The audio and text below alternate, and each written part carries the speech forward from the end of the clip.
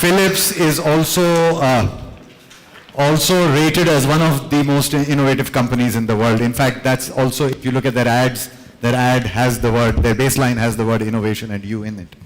Going alphabetically, the second person I'd like to request to come on stage is Asif Juma. Asif Juma is the CEO of ICI Pakistan, but he's had a long career with ICI when ICI was not Pakistan, and it was ICI UK. And now there was a period in between for 6 or 7 years when he became CEO of Abbott, but now he's back running ICI Pakistan. And the final guest that I have is, the reason he comes third is Muhammad Aliuddin Ansari because of the M, but he's also Ali Ansari, former CEO of Engro, where he was there for 3 years during a very tough period, has a number of adventures to his credit, including introducing online trading, drilling in Pakistan, and venture capital. So he's got that diverse experience. So there are three diverse people on stage here, and you're also free to ask questions. I'm just going to kind of kick off the proceedings, and then we can take it from there. So, Asad, how is it to work for, and here's your, sorry. How is it to work for a company such as Philips, which has not only been very innovative throughout its lifetime, but actually has had a major shift in what they do as well? Thanks, Romy. Assalamu alaikum. As you introduced me, I've been with Philips for about just over 17 years. And I think sometimes when I sort of think back and how I lasted that long in one company and in my particular company, I think one thing that's really kept me going is the whole innovation heritage that Philips brings with over 120 years of different kinds of inventions and innovations. And as we speak, there are things happening which are hopefully going to shape the future of healthcare and lighting at this point in time. So it feels great to work for a company where the mission is improving people's lives through meaningful innovation. So it's not only innovation for the sake of creating something new, but it's innovation where it impacts positively people's lives, whether it's directly in terms of the healthcare solutions that we have, or it's, it's through lighting, through scene setting, through providing a certain ambiance or a certain functional need. Maybe I'll just take a second to narrate a personal story. Sure. We introduced the PET CT scan for cancer diagnostics in Pakistan. We were the first company to do that at Shaukat Khanam, Lahore. And I went for the inauguration, which was a few days after it had been commissioned. And the doctors over there and the radiologists, they said, you're the CEO for Philips Pakistan. We want to tell you a story. And they said that the day that your machine was commissioned, we had a young patient from the KP province and from one of the villages who was 28 years old, who had been treated for cancer and was cancer-free and was being sent home that day. And since the PET scan had been commissioned, they thought we'll do one scan using the new technology on him. A PET scan, just to let you know, does a scan at the molecular level as opposed to the normal CT scan or MRI. And they found that he still had traces of cancer. So they were able to hold him back, put him through another set of therapy. Otherwise, he would have gone back to his village, and probably it would have been too late to save his life when the cancer returned. So that really drives the whole innovation and improving people's lives mission to me, and I think that's how I feel about That's interesting, and we were just having a conversation about vision and mission and that kind of stuff. So Asif, you worked for the same company in two different phases. Once when it was a multinational owned, and now when it's local. Do you see, can you make a little comparison between how things are, or are they the same, or have they changed? First of all, Assalamu alaikum. I think the one thing that Asad sort of forgot to mention when he talked about his 17 years with Philips is he actually started his career with ICI. so that's what the basic grounding was. So because we were actually talking about that earlier before the session. No, there's a significant change if you compare the pre and the post divestment of ICI Pakistan. I think, and I won't really talk at this stage about innovation and the way people's mindsets have actually been transformed, but it's really more about having a majority shareholder who's really entrenched and long-term vested in Pakistan. So their commitment to growth, their commitment to furthering the sort of footprint of the company, to invest is significantly sort of greater than it was previously. The other is the speed of decision making. The speed of decision making, and I would say almost the impatience at execution. Right? Because once a decision is made, particularly if you're an entrepreneur, and our majority shareholders are really hardcore entrepreneurial. So when you have this hardcore entrepreneurial spirit, even yesterday is too late. Yeah. So which is extremely refreshing because, and this was not just in ICI, but even subsequently when I was with Abbott Laboratories, you'd have a great business idea or an opportunity which really is a no-brainer, and you talk about putting some resources behind that particular idea, but by the time you get the approvals, right, to put the resource behind it, you're almost like, it's not that great an idea anymore because 3 other people have actually picked up on it and have started running with it already. Whereas I think in the current climate, it's just, if it actually makes sense, if it resonates, it has traction, then let's go and do it. And with that also comes the tolerance for failure. Because when you have speed of decision making, you have to be prepared that there is going to be some failure. As long as the failure is the result of an educated decision as opposed to a complete shot in the dark, I think that's fine. So you have to be able to manage that risk. Great. And thank you. Thank you very much. And thank you for bringing that up because that was a question I was going to ask you and you already answered it. So, Ali, so you've got this... That's why he's COICR. and I'm not. So... you've had this diverse experience and you've done a lot of things in your life and you also ended up running one of the largest companies in Pakistan. So do you see that as a personal development, this thing of bringing in online trading and also be indulging in oil drilling and then running Engro at a time when they were in a bit of a up and down situation? A bit of an up and down situation. So how does that, how do you see yourself as a person? Does this variety of experience really develop you as a person, or is it better to have a straightforward path? Okay, no, variety is the spice of life, certainly. And let me pick up on that back in terms of innovation, right? It's very hard to be innovative in the corporate. Having been on all these different sites, the most difficult thing Asif was just mentioning now, corporates are very structured. They have to have certain processes. Everybody can't go off and do their own thing. So the speed of movement is very slow. So the first thing you have to recognize is by and large, corporates are not innovative. There are some in new technology areas, new thinking. They're innovative today, but like 10 years from now, they'll be the dinosaurs, right? Like Microsoft was very innovative and now suddenly Microsoft is having to reinvent itself. So, and these cycles are becoming shorter and shorter. So there's a huge imperative for corporates now to be innovative because the pace of change in the global economy is amazingly fast. It's never been like this, and it's accelerating. So I think that's one of the key challenges, that how do corporates become innovative? So bringing that back to the people in the corporation. Yeah. So is it the people that could make the difference? Is this kind of experience that you've had, and I'm not going to give that up, does that help? Leave me aside. I'm the exception.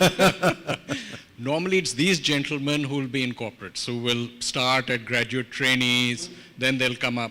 And by the time they come to this level, they've been trained for 30 years to think and perform in a certain way. Now to tell them to go out and take huge risks and do things very differently and is very difficult. So I think this is what everyone is now trying to figure out.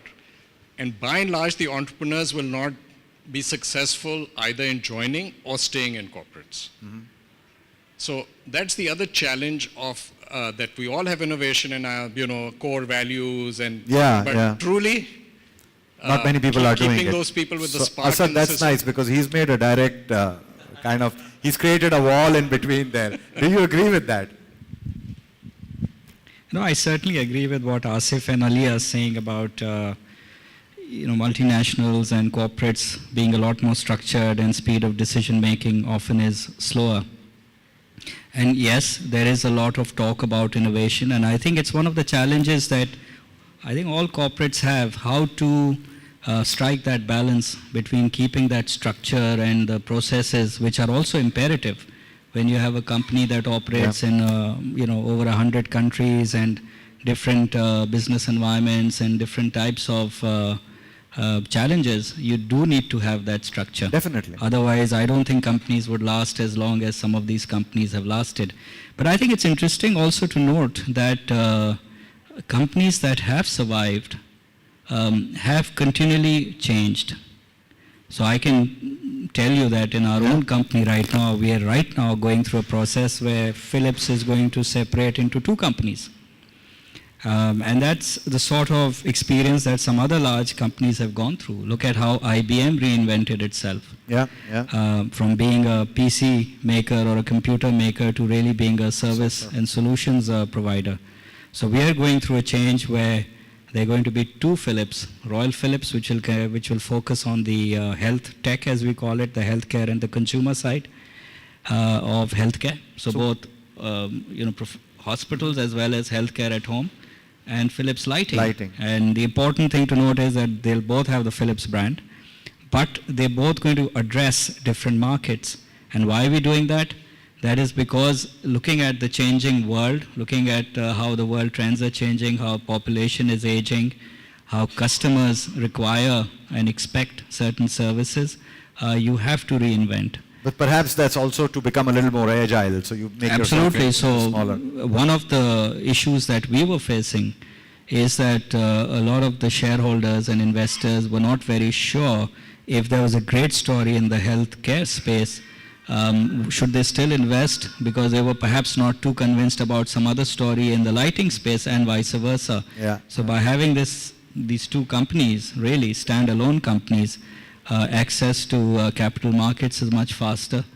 Speed of decision making hopefully should be a lot faster. But coming back to the point about innovation or entrepreneurship within organizations, yes, it is something which is challenging. I think we all have HR systems that try to promote that. But it is a constant challenge to push the boundaries. So the word reinvent has been used 3 or 4 times, and I remember that Asif, you had recommended a book. In fact, you had lent me a book to read, Reinvent, by the gentleman from Pakistan, from Lahore, in the pharmaceutical industry, Fred Hassan. So, and you've read that book too, and there was this thing about even a person goes through this constant process of change and reinvention, and you kind of, you have to, and that's how you grow forward. So organizations do that, but yes, they do it in a structured way. But why do we separate tech and non-tech? Why is it that the Apples and the Googles and even the Microsofts, yes, they did have a dip, but they're back, they're up there and they're moving forward in a different way. So why do we kind of say that it's all right for tech to innovate quickly, but not for pharma or Ali, you'd like to take that?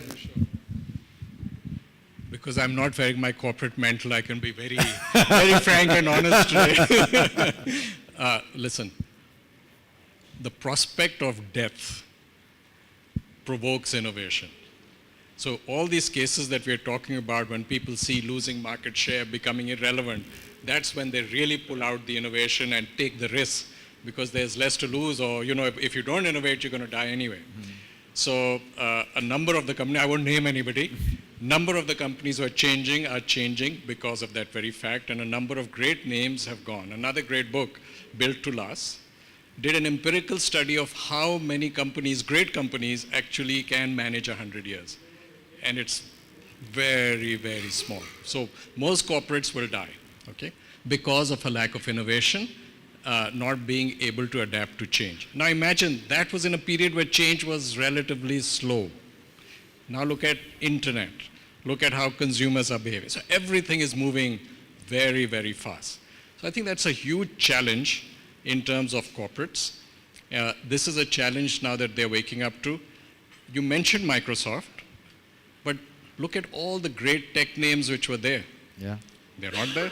Where's Netscape and Texas Instruments, Texas Instruments, DEC, Wang Industries, Wang. all these people have gone. The real pioneers of technology, 20 years, they're no more. So, but I mean, if you look at companies like ICI or in chemicals, ICI is or no more.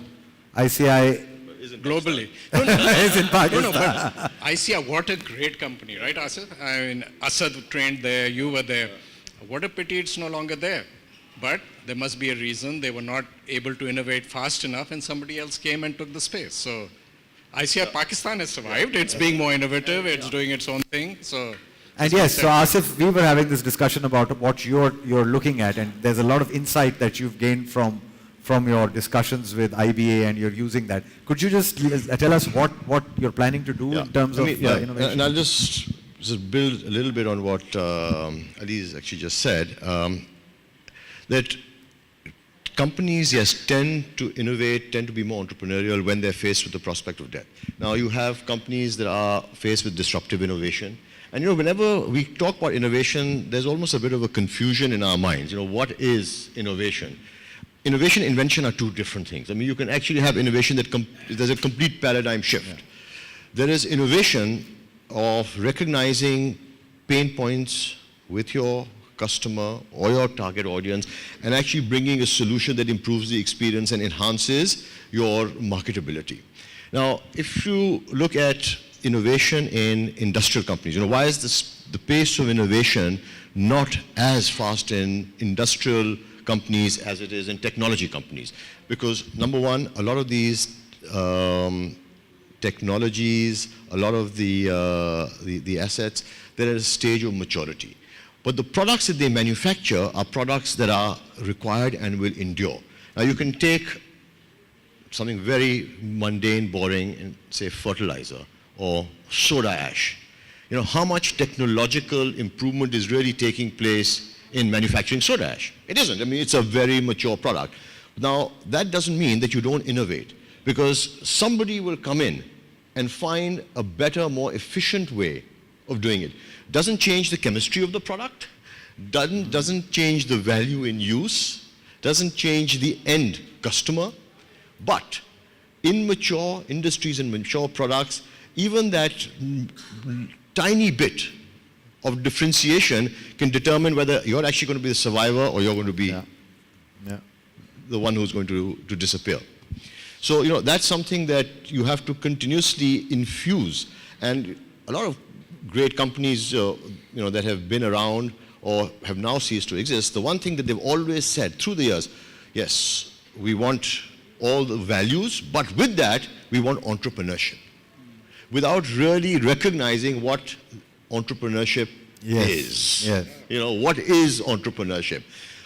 And where they would fall flat on their face is because everything is so structured, and there is it's almost like a mini fortress that is built around every business, around every function, that no one allows that, to use one of Jack Welch's descriptions, seamless and boundaryless flow of ideas, because everyone within the corporate sector, and particularly in multinationals, really does suffer from the not invented here syndrome. Right. They really do. Whereas you look at an entrepreneurial environment, it doesn't matter which function you're from. There are people who are constantly, their minds, their brains are always ticking. I mean, we've got a couple of people in our company. And sometimes you say to them, does your brain ever stop? But they're always. And it could be an engineer, right, who's got an idea about commercial, a commercial guy who's got an idea about finance. Yeah. Or, So just kind of moving that argument forward, and I sort of come back to the tech versus non-tech. Well, one of the things that tech is doing is that seamless, no boundary kind of interaction. So Apple, for example, when it builds, has a building, it's got all the biological facilities, food, cafeteria, bathrooms, everything in a central core, encouraging everybody to come there from all the departments. You need to be there. When you are there, you meet each other and you develop that cross-pollination. Now, I suppose along with the organizational hierarchical structure, these old companies also have a physical structure. They have buildings. No, we have it. Look, we're in an office location. I don't know whether you've been to, I mean, you've been to the office location. I don't know whether you've been to the ICI. Okay, you go to the ICI office location. It used to be an old warehouse, right? Probably been around since 1947. Part of it converted into office space. Now, the office space is very large, still big desks, right? You'd say open space, but when you go there, it's just big and empty. And it just cannot encourage innovation, communication. And when I walk out, I mean, I've been struggling with my colleagues, and we've been building plans about how do we get everyone on one floor. I said, I actually want every employee that works in West Wharf to feel each other's body heat, so that they are forced to talk, as opposed to having these distances between them. You know, have spaces where people can literally, and not the very typical, you have your little coffee lounge with your red bean bags because it looks innovative. No, but actually give them that space where people can engage in conversation, not go and spend 3 hours over a cup of coffee because they're ostensibly discussing something where they're just shooting the breeze, but just that one sound bite in passing, and then you pick it up. So, I think your immediate environment has a huge part so to play. I'm sure Philips has something like this, at least in Netherlands, if not in Pakistan. Yeah, so I mean, there are, what Asif is mentioning is really something that's happening every day in your normal life, and you still create an environment where we've tried to do that in our office. I think you've seen it over there. Even where there are offices, they're very open, and people walk in and out and, waving out and smiling to each other. But if you go to Eindhoven, which is where Philips is originally from, although our headquarters is in Amsterdam, there's a place over there called the High Tech Campus, which originally was built and owned by Philips. So all the Philips research and development and innovation happened over there. It's like a university campus, any large university campus in the US, for instance. What has happened is, over the years, they've actually opened it up. So now there are all kinds of companies which are sharing that space, and there's open innovation happening over there. So of course, Philips still has a big part of it. But now when you walk through it, it's got a completely different feel to it. Because there are tech companies, there are logistics companies, there are other kinds of software companies, and a lot of spaces are shared, and a lot of innovation is now happening all together. So that's one example of how... So how does Philips benefit from that? So Philips is part of that. For example, lighting. Now, lighting in the past was used only to illuminate. With solid-state lighting and with lighting controls and the crossover with internet, it's now being used for all kinds of applications. In a retail store, for instance, now you could have lighting that not only provides lighting, but the light points also pick out movement of people and feed that back into a process which lets the retailer know, for instance, where more people are going to buy jeans or other things, and also connect up with the smartphones of people who are walking around in the stores to help provide more information about things that they might be looking for. So here you have a lighting company that's linked up with other technologies in that sort of an environment and provided a solution to the consumers where... Did this come out of that lab? This is one example of applications coming out of that lab. So Ali, now this is obviously, it comes back to what you said about structure and how, in fact everybody said that, but perhaps the difference that I see here is that headquarters where the innovation is happening, where the products are being made, is the innovative hub, but the field outside is the structured hub which just needs to push that product out into the market. Would that be an accurate... mean, one of the pertinent questions is who needs to be innovative in an organization, right? Does everybody need to be innovative, right? If everybody goes off and does their own thing, you can have a lot of chaos. So the sad thing is that there's a lot of innovation in organizations at the bottom. It gets stifled at the top. Because the more the people stay in an organization, the more they believe the way they do things is the right way of doing things. It's worked over the years, right? Yeah. So they are so the middle management is completely averse to change. So that's where you will get all the blockages happening. So then the real challenge is, how do you do it? Asif just mentioned one very important aspect, how do you create a climate of innovation? So culture is a very important part of it. Changing culture, I think, is an extremely important part. You mentioned Fred Hassan. He and I did a joint talk once, and he was talking about, these companies that he had to change, and I was talking about Engro. Asif was on the board of one of the companies when we had this terrific crisis. That was a huge wake-up call because Engro people rightly believed that they were the best in the business. They had got it right year in, year out. They were very professional. They could do nothing wrong. And then there were all these fires all over the company. So it was very difficult for them to understand. But it was the ideal time to bring about change and make people think differently.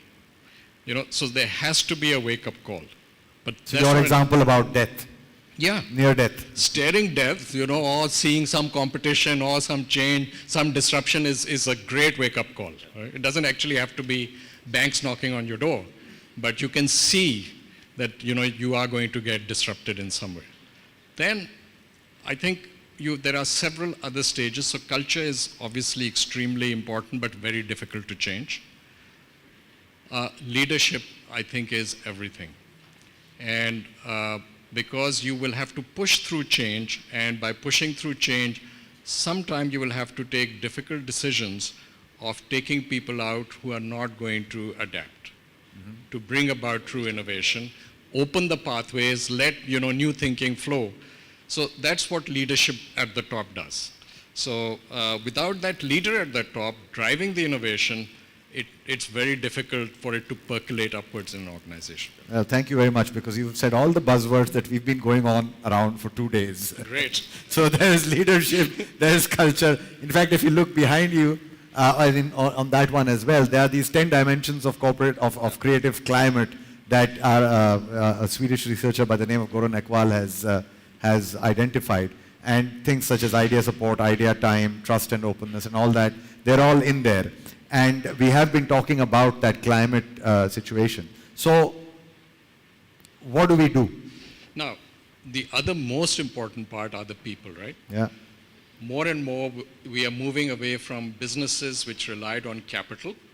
So if you had enough capital, you set up a soda ash plant, 100 years, to having human capital, right? Which brings about the change and the innovation and all of that. So attracting them, retaining them and making sure they're progressing fast enough is the key challenge these gentlemen will face. And so to do that, now what is it that is making the current generation tick? It is not simply, I want a job. So you actually now have to give them a purpose. What is the purpose of your company? So, as you said, you have a statement which gives the purpose. It's not simply about making light bulbs, it's about changing lives. So as you'll see, more and more companies are showing that purpose. And a customer, when they're buying your products, increasingly in the West, and it will come everywhere else, is also making the judgment call that it's not just the product, is this a good company? Is this an ethical company? Is this a company? So now suddenly you need to not only make great products, be able to sell them, have systems, you also have to have a great brand. So you're saying an ethical company, did you say in terms of a place where you want to work or where you don't want to work? No, Does an ethical company stifle your No, not at all. Ethical is a great brand. Ethical is a fantastic brand. And that's where all the good people and the customers, everyone is now looking at that. Social media. Yeah. A few bad comments for you on social media today, Absolutely. and you've had it. Yeah. So you're being policed by by the very people that corporations were just treating as... Yeah, before you could, control the press, give an ad, do something. Now you Doesn't can't work. do that. Yeah, that's interesting. So that kind of keeps you on your toes. So even mature businesses get disrupted, right? Because of all of this connectivity which is out there. Yeah, interesting. So you're doing something about it, Asif. Yeah, we are doing something about it. Because we've actually been struggling with this whole concept of innovation. It's one of our core values in the company, and it looks great because you talk about innovation and you ask somebody what is innovation, and they'll. And it's saying right. Right. Everyone has that. But I think one of the behaviors, because again it comes back to behaviors as well. It's about culture, it's about environment, it's about behaviors. One of the behaviors that you really have to shun if you want an environment of innovation and learning is corporate arrogance. You just cannot have corporate arrogance. When Ali was talking about, Engro believed we had the best. There was a time ICI believed it was the best. Nobody is the best. Yeah. There is always something that you can learn from somebody. And the leadership there becomes a critical element, because unless the leader is open to learn, both internally and externally, the leader is open-minded enough to say, I could actually go to Ali Ansari and talk to him and say, what does he think about this? And what can I learn from him? As opposed to, I'm as good or a better corporate leader than bloody Ali Ansari, why the hell do I need to go and listen to him? Yeah. And I think that's something in our culture that we do suffer from. You're right. We really do suffer from that. So if you want to drive innovation, it has to be through learning. And you have to have that open-mindedness. And how do we bring that about? So that's the $64 million question. How do we change? You're right, absolutely well identified that as a people we have this thing is I know everything and there's nothing that can be taught. So how does one okay. Small step, first step? I think, look, small, if I look at it again in the context of, I'll give you a real example. Night before last, I was sitting in Kyora, and we were sitting there, and there was, whenever you go to these colony businesses, there's always a big dinner, right? So the entire executive management team were there, and they was going to have this big dinner. So before that, a few of us were sitting and chatting. The head of supply chain was there, and we started talking about sourcing coal to replace local coal from Indonesia, right? And his first response, he gave me 5 reasons as to why it couldn't be done, okay? And when he got to the 5th one, I actually lost it.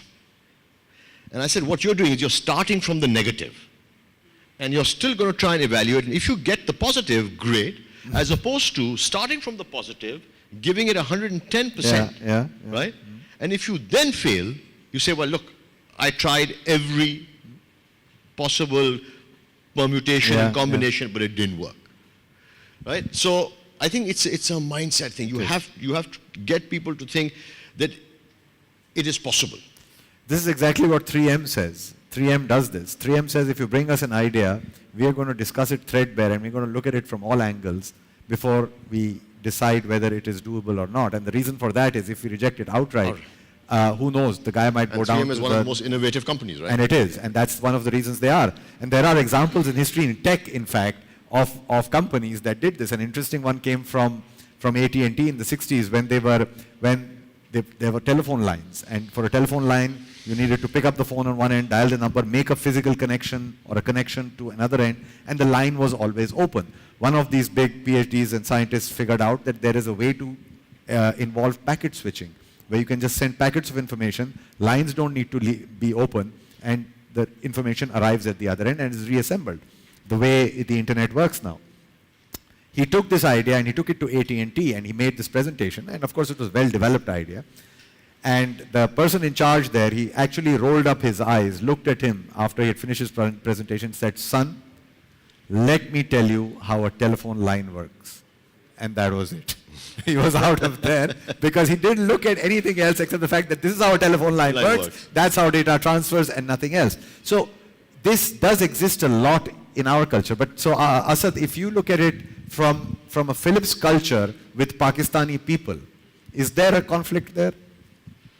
How do they behave are able to embody those values that perhaps Philips does? But before Asad answers, let me tell you Yeah. again, just one thing. that competition is the mother of invention. And our market, by the way, is still a pretty protected, easy market. Yeah. And when you look at some of the really leading companies in innovation, they operate in markets Right. where you have no option. I mean, again, the death, the Yeah, life and death. No, I don't think there's any conflict at all. The behaviors that Asif also spoke about, those are behaviors you want inculcated in your team members, regardless of where they're from or where they're operating or what level they're operating at, to be honest. So, for example, our three main core behaviors or mindsets that we try to inculcate in everyone is about taking ownership, about being eager to win, and about teaming up to excel. So eager to win, I think Asif just gave a great example of somebody starting off with the negatives, and you can't be eager to win if you're looking at why it can't be done. Yeah. And these three have not just been picked out from a random list of possible behaviors, but they've really been picked out based on a lot of understanding and analysis of what really is important for a company like Philips to survive for another 120 years. And the integrity part or the ethical part, that of course is also something that is equally important and imperative regardless of where you operate. So it's not a good enough reason to say that because I operate in Somalia or Pakistan or wherever, I can have different levels of ethics or integrity. But within that, obviously markets are different. So if you talk about the Pakistani, the team in Pakistan or the Pakistani sort of mindset, that is dictated a lot by the environment you're in, by the competition you're in. So for example, competition here for us is a lot of non-branded Chinese imports. Some of our ex-distributors go out and import containers of energy savers or now LED bulbs. Competition in some other countries may be more with Osram and GE and Sylvania and companies like that. So it all depends on where you're operating. That dictates the type of strategies that you have to come out with. Yeah. So the way that we see it, we've got the tools, we've got the processes, we've got the product portfolio, we've got the direction in terms of how we want to transform the business from being a product supplier to being a solutions player. But with all that, we then have to innovate locally, and we have to come out with strategies locally. The question there is, do you have the people? And yes, and that's the $1 million question. Do you have the right people? Do you have the people who may not have all the competencies today that are required for tomorrow, but are they the type of people or are they the kind of people who would be able to convert to a different skill set? Some of them will. Some of them won't. And, the ones who won't, unfortunately, then, they're not in the right company anymore.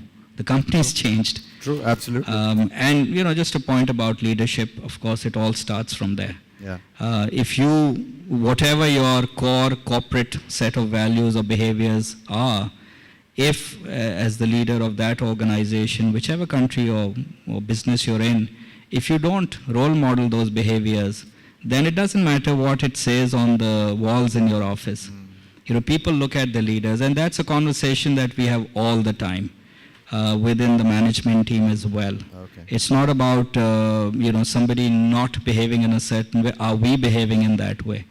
They take their cue from that. If there are two management team members who are at loggerheads and having personality conflicts and other stuff, how do you think their team members will? The respective team members will interact. So, I mean, at least in my own team, I do try to make sure that we live and work by much higher standards than what we expect our team members to do. Thank you. Thank you. I'd like to just, if there are any questions, we can just take about 10 minutes of questions. Ismat, you had one? And this question was for Asif. You mentioned about your supply chain officer who gave you all the negative feedback first to the idea that you had proposed. My question is that while you know what you expect from him, right, how is he being trained to rise to that expectation, to meet that expectation? I mean, you have innovative companies, but are you investing in innovative people? And are you investing in making those people innovative? I'll answer the second part of the question first. Yeah, we're certainly investing in trying to make these people innovative. We strongly believe in providing all the necessary tools, training, coaching to allow our colleagues, our employees, to really realize their aspirations and their full potential. Now that's all very good. But I'll tell you very honestly, where we do struggle is being able to find top-tier talent, which is it's not easy. It really is not easy, and I think we have to recognize that.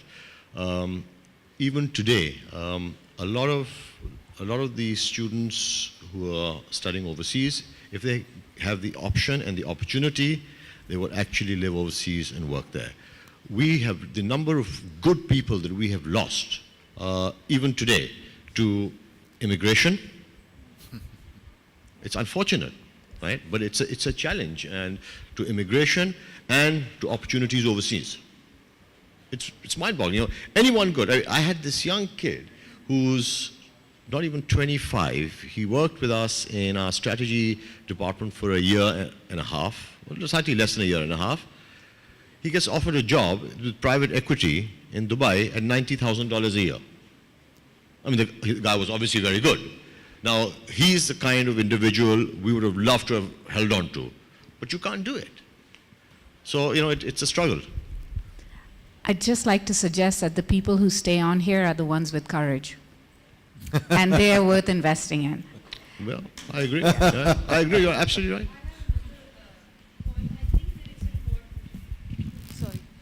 I think it might be important to start even earlier in terms of the education, the higher education system, and maybe give some education about what we are talking about at that level in terms of the universities, the graduating colleges. Yeah, business schools. That way you get a different level of talent. People are open to these ideas and you don't have to spend so much effort training them. Yeah, but you know what's happened, unfortunately, apart from a few centers of excellence, by and large, if you look at the standard of education in Pakistan, you know, the mere fabric of that is actually eroded. The graduates you got from IBA 15 or 20 years ago, very different to the graduates you had 5 years ago. 1989 was a very good year for IBA graduates. I've heard. heard, I've heard on good authority. I mean, we're seeing that in LUMS today. The graduates we see coming out of LUMS today are not, you know, as compelling as they were, because they're all coming through. But which is my point. They need to be, there needs to be a component added into that, the education system, I guess. Yeah, there should be, and you're right. There is. I think we are too focused on very clear boundary, restricted education programs where it has to be finance, structured finance. There's no people development in our. The other is, I think people are just losing passion as well, honestly. That's also true. I mean, even Well, we have a youngsters. question here. Yeah, I was very intrigued by your statement about middle management is the big, tough challenge. And if you think about talent that you're trying desperately to attract, my guess is that's the first place where talent is going to run away from. There's a saying that says people don't leave the job, they leave a bad manager. Yeah. So have any of you found an answer to that difficult dilemma about how do you get rid of bad bosses at the middle level? Okay, so that's what I say is the most difficult part of the job. now this guy in ICI supply chain is going to hear about this concept and what was said. And let's leave him alone, but when you come across a situation like that, you know, I think if you really want to bring about change, you give everyone an opportunity, you give them even, you know, you have to go through reorientation classes. If they still don't get it, and there's a finite time, you have to get rid of them. You really have to unblock that, otherwise you'll keep hiring talent and you'll keep losing talent.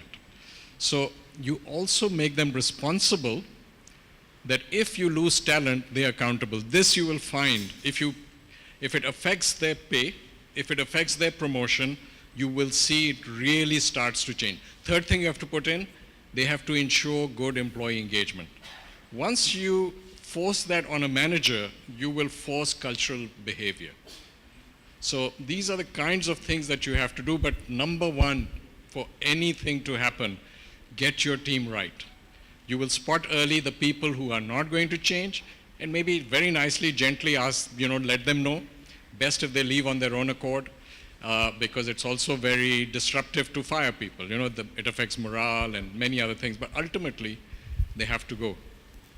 And it's very difficult to plant people in at senior levels. Every company has their own culture, so you'll be able to do to some extent. But ideally, you want to be recruiting and making sure those people are being fast-tracked upwards. Thank you. If I may just add to your question as well.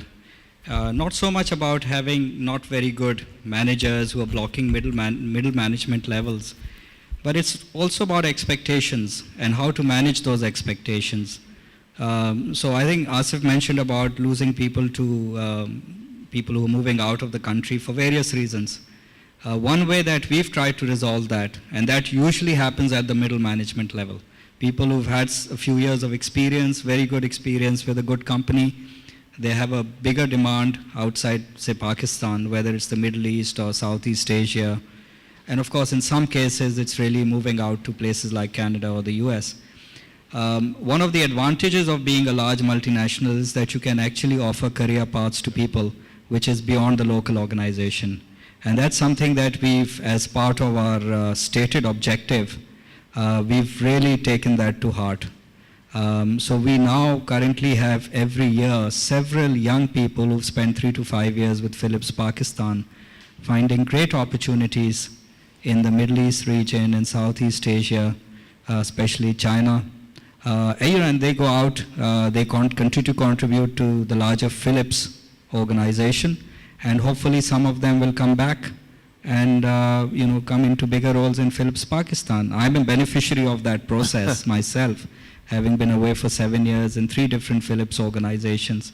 So, I can really relate to how important it is for young people to go out. And we found that with this approach, and it's not only about telling new or potential candidates who are going to work in Philips Pakistan, this is what we want to do or this is what we do, but really having now a body of evidence which shows that we've got young people with talent who are willing to move. There are opportunities beyond the local organization. But that, effectively, that's a loss for Pakistan in any case, even if they move within Philips. But I don't see it as a loss. I think it's a big plus for Pakistan because they go and work in different parts of the organization, and we are all connected.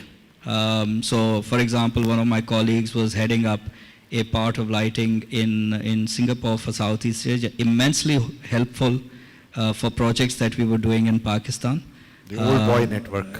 Not just that, but I mean the knowledge of the local market, and yet now being in control or responsible for areas that would help us in those areas. Secondly, great brand ambassadors. Yeah. I think it's really improved the currency of the Pakistani talent, at least within our company outside Pakistan.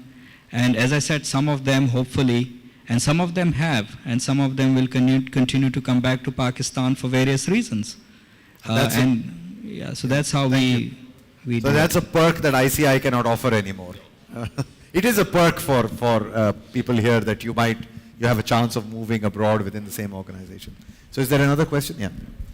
So we've spent the last couple of days talking about creativity and innovation, and I've just heard you gentlemen talk, and all three of you have referred to innovation as a response to a threat, whether the threat of extinction or competition. Is there any situation where innovation is just not meant as a tool for survival? I think, if I may answer, and of course Asif and Ali can add to that, the way we look at innovation, at least in our own company, yes, there is an element of threat, for sure. If we continue to be a commodity supplier of lighting, in the end, we are never going to win the price war. So you want to change the ballpark, you want to change the field, you want to change the game to a solutions game rather than a product game. So there is a threat element to that. But there are many parts of the business that we're developing, especially in the healthcare sector, where it's not about threat, it's really about opportunity.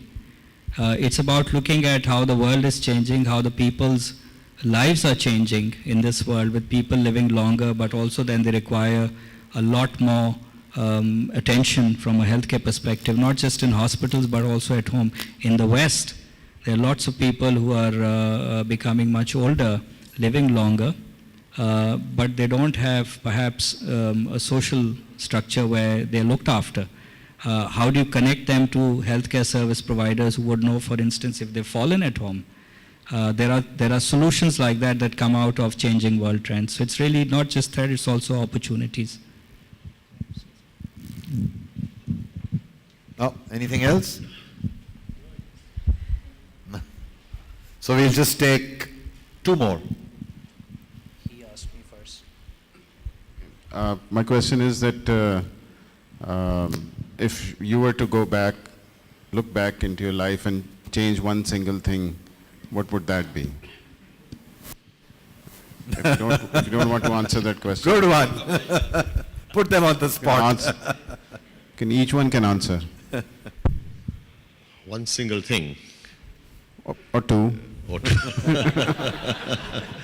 There has to be at least one. Saying that the defining moment or the defining opportunity or the defining act?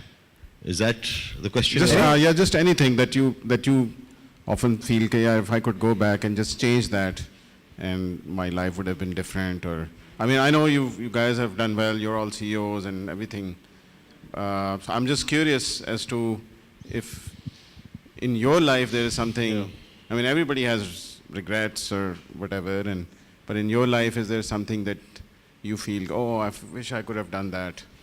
So what would that be? My response is probably going to elicit a thought in your mind, which is, God, this guy can never innovate, but probably not. I mean, I think at particular points in time, when I've sat there and I said, I wish things had worked out differently, or if I'd done things a little differently. But in hindsight, when you actually look back and with the benefit of experience, with the benefit of time, I think I've been fortunate that a lot of things have happened at the right time, even though at that particular point in time, it may have been painful that maybe, no, this was not. And one case in point is leaving ICI when I actually didn't get the top job. And had I got the top job at that point, I tell you, I would have been an unmitigated disaster. Because I know how much I changed and matured that 6 years that I was running Abbott Pakistan, which is a very different kind of business. And then to be able to take up and take on the challenge of managing the transition at ICI Pakistan post-divestment. Yeah, nice. That's and I tell you, and I say this to a lot of my colleagues, that I think God was really kind to me. I really lucked out that I didn't get the job in 2006. Good. So let's take this as the last question, and everybody has to answer that. I mean, I'm pretty happy with the way life's Well, turned out. you can answer this question by looking at your personal or your corporate life, either or. I think personal is a bit personal, but no. But let me open up to you. So there are no regrets because if you've done what you wanted to, which I've been very lucky to have done that and more. But even then, there's a realization, and that realization is, and I think it comes from being in positions of leadership and seeing different environments, is that connection with people is of paramount importance. So if I were to redo the whole life, I don't think I'd change very much, is simply having deeper connections. Life is full of opportunities, full of new experiences and learning. I think we all skim, go through it very, very fast, So that's the one realization is there, and that sometimes, you can take so much more out of life, doing exactly the same thing. You don't have to become CEOs or anything like that. So that's my personal. Stop and smell the flowers. Kind of. But it's actually meeting people and learning from them. Smelling the flowers is also one of the experiences. But one of the experiences. Certainly. No regrets, really. I mean, in terms of in terms of how life has turned out, one always, in fact, I always often wonder how things turned out, not just in a professional sense, but also in your personal life. Events happen that you could never have predicted. Opportunities open up, situations are created that you could never have predicted that they would happen that way. There's no real regret as such. When I look back, I would say that perhaps some of the moves that I did subsequently make, I could have perhaps made them a little earlier. So I do feel that perhaps I could have been a bit more proactive at that time to take certain steps that I did take, probably save some more time, and so those are the kind of areas I could think about, but no real points where I would say I wish I hadn't done this or I wish I hadn't done that. And I think the only other challenge really is that you end up becoming busier and busier. I think we were talking about that earlier. Coming back to Pakistan, one of the big pluses really was that you can be closer to your family and old friends, and you are. But I often find that I'm meeting people some people less regularly here than when I was living abroad, because when you came back for a fixed 2-3 week holiday, you made it a point to meet the people you really wanted to meet. Now, being here, you always have that in mind. Yeah, of course, I can always catch up with a friend or with a cousin or with an uncle or an aunt, and you realize that 11 months of the year have gone by, and you've probably just seen them a few times very briefly. So I think that's one of the challenges that I think is part and parcel of modern living. There's one thing else that you might have changed. Had you known that you were going to be here today, you may not have started your career at ICI. No, I think Asif is absolutely right. I think ICI is where certainly a lot of us got our basic foundations. For those of us who started our careers somewhere in the 80s, I think that's where the first 8 years that I spent in ICI. And Asif spoke about Kyoda. I smiled at that point because I lived for 5 years in Kyoda. A fantastic company for young management trainees going on to careers in ICI and outside ICI.